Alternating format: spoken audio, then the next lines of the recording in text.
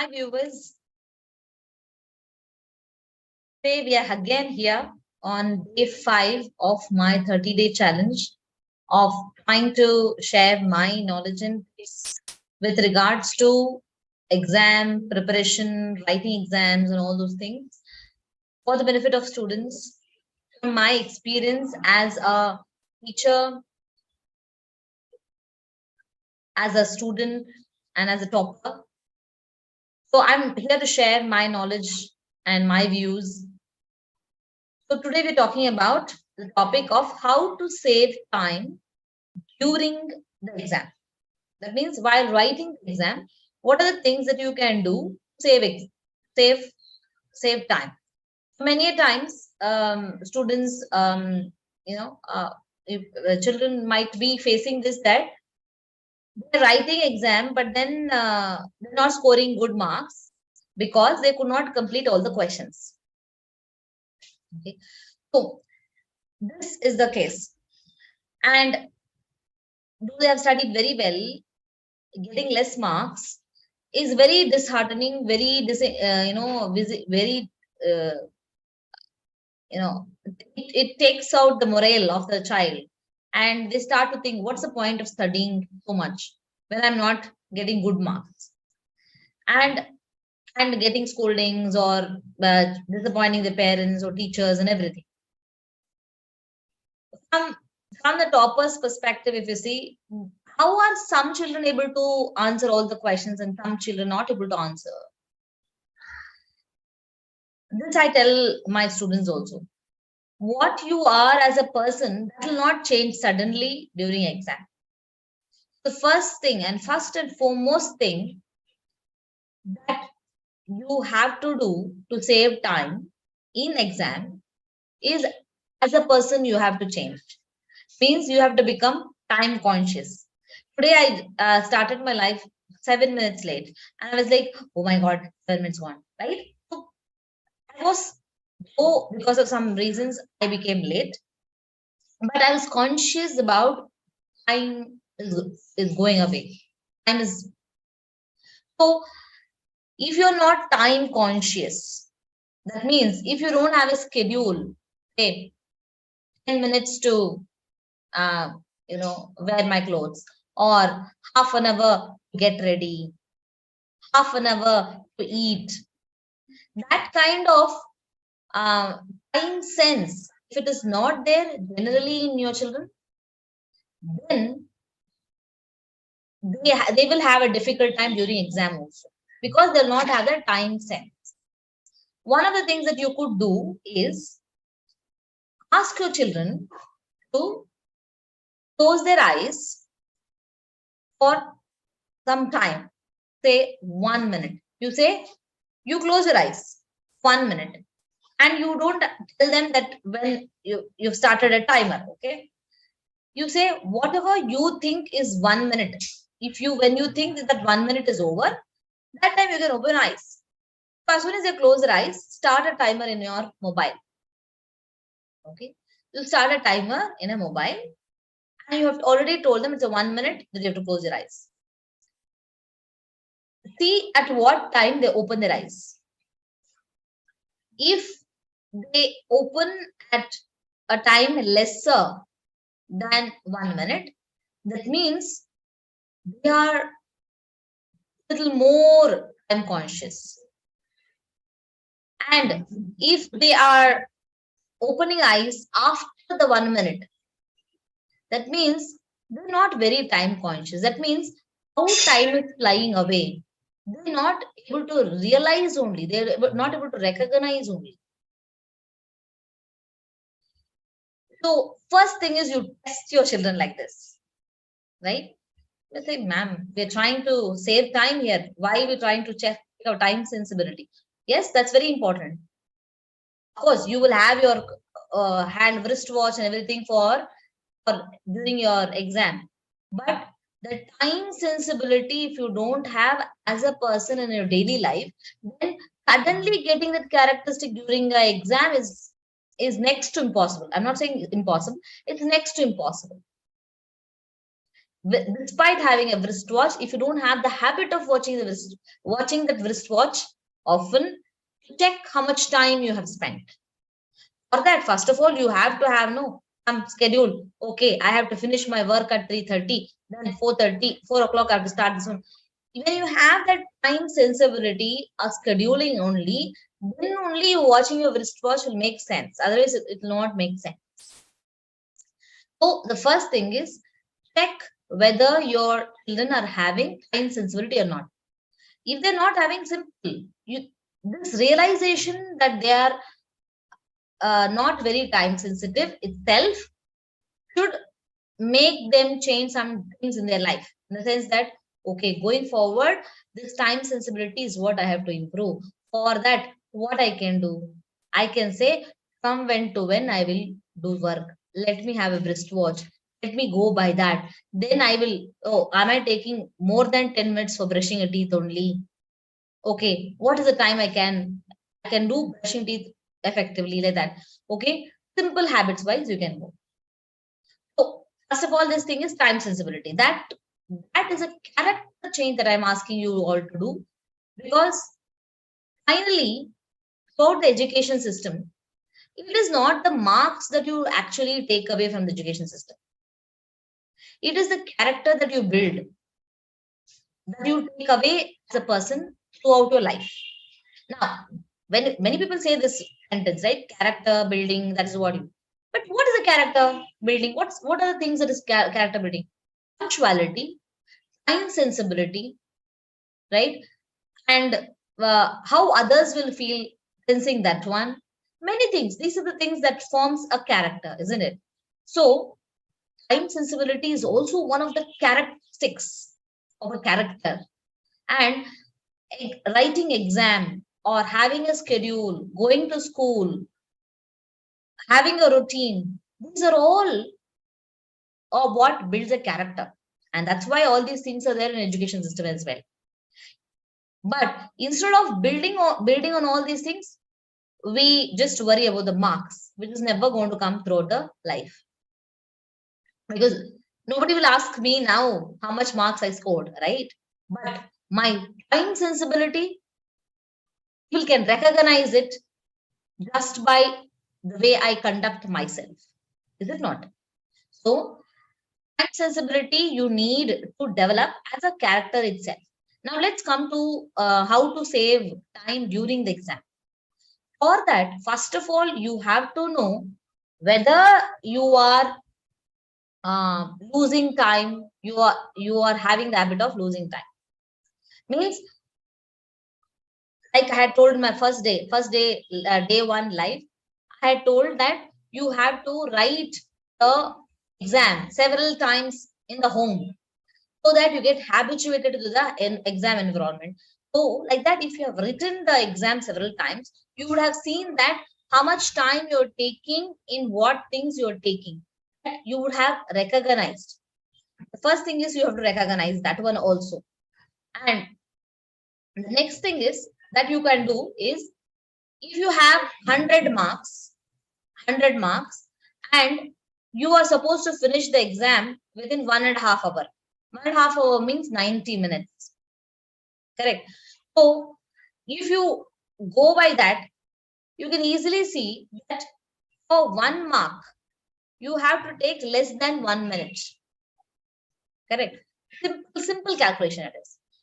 If it's a 100-mark question, 100-mark paper, and you're given 2 hours, let's say, 120 minutes. 120 minutes means you can take 1 mark per minute. You can write, so you have extra 20 minutes to do. So when you have this kind of a calculation and you have a wristwatch, you start writing the paper, and by half an hour, the first 30 minutes, you have to see whether you have finished for 30 minutes or not. You have to do it every half an hour if it's a 2-hour exam. If it's a 1.5-hour exam, I would say within first 15 minutes itself, you should see whether you have written more than 15 marks. For more than 15 marks, 50 marks, have you written or not? You have to check. If not, then you know that you have to speed it up. You have to speed it up. Then the next thing that you could do is how to save time. Whatever questions you know, this all everybody tells, right? Everybody parents tell.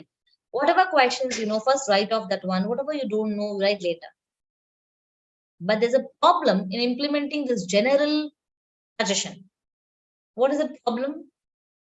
The problem is we don't know what we know. Right? Our children don't know what they know. Or they think wrongly that they know, they don't know. They start writing, but they don't know. After that, they get stuck. Okay. Despite thinking that we know also, despite knowing the problem, despite knowing the question also, we might try and then we get stuck. Always it's possible. I'm not saying no. But generally, our children don't know what they don't know. And that is the reason they cannot implement this common suggestion that whatever you know, write that first. Whatever you don't know, write that later. This suggestion everybody will tell, but children can't implement because they don't know what they don't know. For that only I tell, again, what I told in the day one live, you have to have a practice exam before your actual exam, and not just writing that exam. You have to after that you have to analyze. What are you have to analyze? Which chapters could not answer? In this chapter, I was able to answer one word answers, but I could not answer big questions. Or in this one, I know to write big answers, long answers, but then I could not write the small answers. I don't know the multiple choice questions. I don't know. So for improving multiple choice questions, I would read the textbook more. Improving long answers, I should use my memory technique that I did in my day 2 live, day 3 live and all. I have to use the memory technique and learn the long answers properly, right? So that kind of analysis you have to do. And okay, first 40 marks, I finished off within 30 marks, 30 minutes, but the next I could not do. This kind of analysis is required to course correct yourself, course correct your children. If you're not able to, not doing that one, and you're simply making your children write the exam without after that analyzing where they are, what they are, then children also don't see a point. Ayo, why my parents are making me write? All the questions. Why they're making me write? Why? There's no point. No, children don't learn also. And parents, what do? We make them write. Later on, we sit and analyze. Okay, he doesn't know this chapter. What is the use of us analyzing it? Child has to analyze. The child has to analyze what they don't know, what they know, and everything. Then, see, none of us know everything in our lives. But we go through life, no. With what we know, we go through life. It's like that. Even if the child, tomorrow is the child's exam, and today the child is writing an exam. And you might say, oh, tomorrow is the exam. Now why you should write the exam? Now is the time to study. No, I would say previous day, it's the best to write the exam and see what you don't know. And the child has to know what they don't know. This knowledge of what I don't know can save a lot of time for the child during exam. Okay, if the child has written an exam previous day before the exam, at home the child is writing one sample exam. And after the child has analyzed what all I don't know, which all chapters I'm making, then the child will take better decisions during the exam, like how to write, how to manage. If the child is not doing that one, the child doesn't know how to improvise. And any amount of studying just the previous day is not going to be as much as help as this knowledge of what I don't know. After the child has written a sample exam, they have realized that I don't know this. Of course, they can sit and study this chapter for how much ever time is left before the exam. But once they have analyzed that I don't know this thing, at least such questions when they come, they will keep it aside and do it in the last and write these other things so that the marks will be better compared to sitting and studying all the chapters, but not knowing what they don't know and going there and not able to implement the simple suggestion of doing what you know first and later on what you don't know. So the board exams, 10th standard exams and all, schools may give the preparatory exams and all those things. But for other standards, this kind of things is not there, it's not done in schools. So it's the responsibility of the parents to do this. The simple thing. I'm not telling any new gyan. I'm just saying the same thing, but I'm telling how important it is, why it is important. Then once the child knows what I don't know, when the questions come, then they will be like, okay, I don't know this. Yesterday only I realized that I don't know this yet properly. Let me keep it aside. And nowadays there's some schools have this thing that they cannot skip questions and they cannot write all. Okay, no problem. They can leave some space and start continue to write what all they know. What all they know. And one other important thing that I have realized after tutoring one of my students, mentoring one of my students is this: a child who does not want to go wrong, that child will lose lot of marks. I'm right. I'm right. What I'm trying to say is, if your child is a person who doesn't want to be told that they are wrong, want to be right always.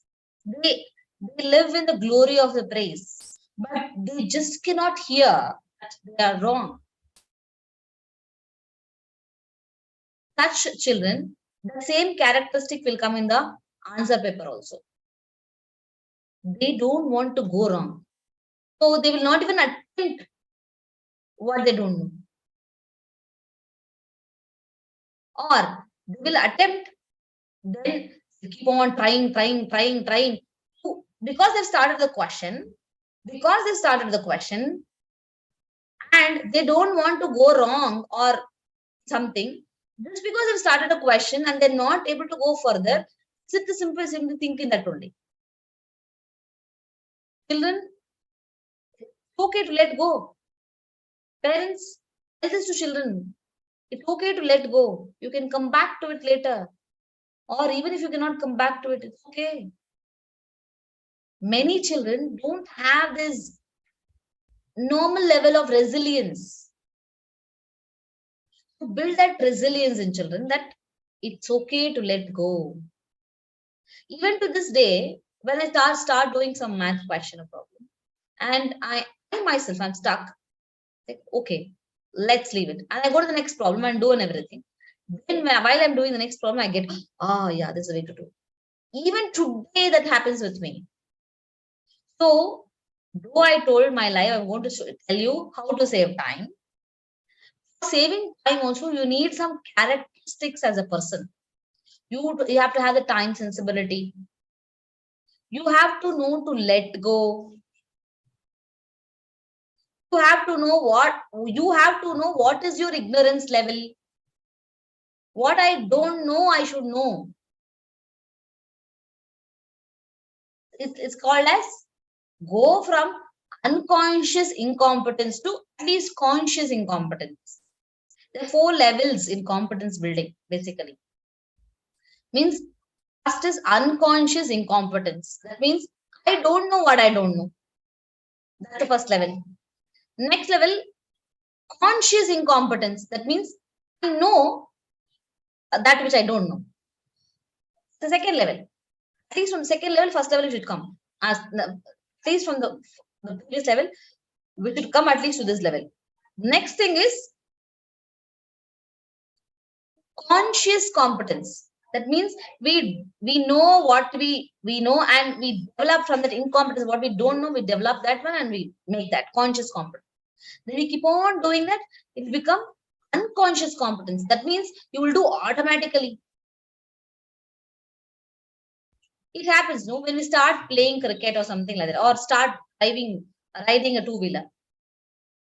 When I start, I don't know what I don't know. how to put a brake, how to do the clutch, how to do acceleration. I don't know anything. I didn't know any of those things. Unconscious. I didn't know what all I have to know. I didn't know anything. Then later on, I'll come to him and start driving. Oh, I'm not able to balance. Oh, I'm not able to put the brake when I'm supposed to put. So I become conscious about what all I don't know. I first have to know what all I don't know. Then I will build conscious competence. Next, I will build that thing. Okay, consciously, I have to do this consciously. When this hump comes, I have to reduce the speed. I have to put the brake. All of that consciously, I'll start doing. Once I keep on doing that consciously, I will start implementing the competence. Then later on, unconsciously, I will do all of those things. That means I don't have to put separate energy. It will happen automatically. That's how a skill is built. Riding a two-wheeler is like a skill. Writing an exam and scoring marks is also skill. So now our children are in the first level. They don't know what they don't know. Unconscious incompetence. At least from that level, let them come to conscious incompetence. Let them know what they don't know.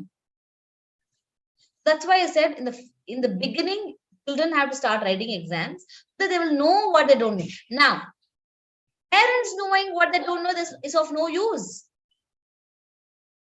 You might know children don't know this chapter, that chapter, that chapter, this chapter. No, it's of no use. And even if you tell that to your children, it will not go into their head. You make them write the exam, then make them analyze what is happening. Then they will figure out on their own that they don't know. That brings in conscious incompetence. Then they will study and make it conscious competence. They will learn what they don't know and they become consciously, okay, I don't know this one. Okay, all of the things I don't know, but this one thing, as I am struggling, let me remember. Just consciously try to remember. And many children do this also. Like I also used to do. Whatever I didn't know the previous day to exam, I realized I don't know that one. And I had some time and I studied that one. Now, I know that I've studied in the last moment or something like that. And I'll go to exam. The questions related to that thing, first I'll write it off. Because it has not become a natural thing for me. Because there's no time, right? It has not become natural. So that thing which I learned lastly, and there's a great possibility that I'll forget it because I've learned it only for some time, not for full time. I'll write that answers first so that I don't have to forget, so that I don't forget. Because rest of the things I have trained myself, learned many times, or since many days I've learned. So I can write all of that later on. That's one more way, save your time. Then the next thing is next last step that I want to share for saving your time is as soon as you go into this exam hall or take the question paper, first read the entire question paper once. Just go through what all questions is there, what all questions is there, what all questions is there. Just like I told you how to prepare for exam in a very short way. First read the question paper questions or sample question paper questions or questions in the after the chapter exam. There, read the questions first, then start reading the text or notes. That will prepare your brain for what I'm looking for. And if you catch the answer from the textbook or the notes that you're studying. Just like that, reading through a question paper once, the first 2-3 minutes of your exam, you have to read the question paper, what all is given, what all is given. 2-3 minutes only, not more than that. Your brain will start preparing for the answers. You're very children might be underestimating the brain. The brain can do multiple tasks at a time and it can do efficient way it can do. And one more thing, next session, next live, I'll also share with you how to come out of the anxiety. When you're reading the question paper, you have to read not to make yourself, children, not to make yourself afraid. Don't make yourself afraid. It is only to know, what you don't know, plan, to strategize which questions you will write first. So I know, right? And I know is not based on just by studying. I know should be based on you writing a sample exam previously, and in that you should have written the answers. Then only you can say I know, and then read the question. I know this, I know this, and this. When you tick mark that, and many I knows you say like, oh my God, good. You feel good and start. Feel good and start. When you feel good and start, your brain is ready to accompany you, accommodate your demand, and start giving answers for you. If there is any questions for me, leave it in the chat box, please. And if there are no questions,